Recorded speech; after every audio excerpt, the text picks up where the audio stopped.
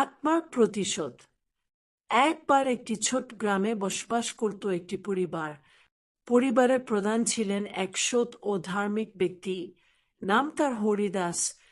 তিনি সবসময় সততা ও ধর্মের পথে চলতেন। কিন্তু তার প্রতিবেশী রমেশ ছিল একদম উল্টো। রমেশ একজন লোভী ও অসৎ ব্যক্তি ছিলেন। একদিন হরিদাস একটি মূল্যবান সম্পদ খুঁজে পেলেন এবং তা গ্রামে ফিরিয়ে দেওয়ার জন্য প্রস্তুতি নিতে লাগলেন। রমেশ সেই সম্পদ নিজে করে নেওয়ার লোভে পড়ে গেল। এক রাতে রমেশ চুপিসারে হরিদাসের ঘরে ঢুকে তাকে হত্যা করে এবং সম্পত্তি চুরি করে পালিয়ে যায়। হরিদাসের মৃত্যুর পর তার আত্মা শান্তি পায়নি। সে রমেশের উপর প্রতিশোধ নেওয়ার জন্য এই পৃথিবীতে ফিরে এল।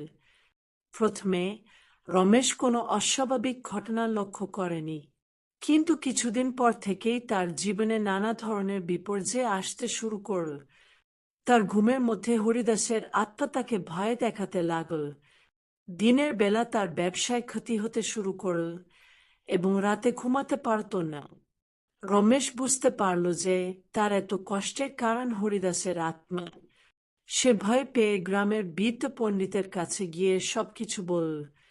পণ্ডিত তাকে জানালেন যে হরিদাসের আত্মাকে শান্তি দেওয়ার জন্য তার সম্পদ ফিরিয়ে দিতে হবে এবং হরিদাসের পরিবারের কাছে ক্ষমা চাইতে হবে। রমেশ পণ্ডিতের পরামর্শ মতো কাজ করল।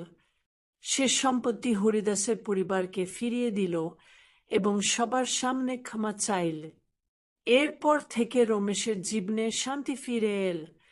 হরিদাসের আত্মাও এবার মুক্তি পেল।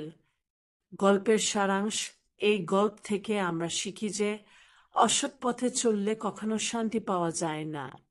প্রতিটি কাজের জন্য পাপের ফল ভোগ করতে হয়। সৎ পথে চলাই জীবনের আসল ফল।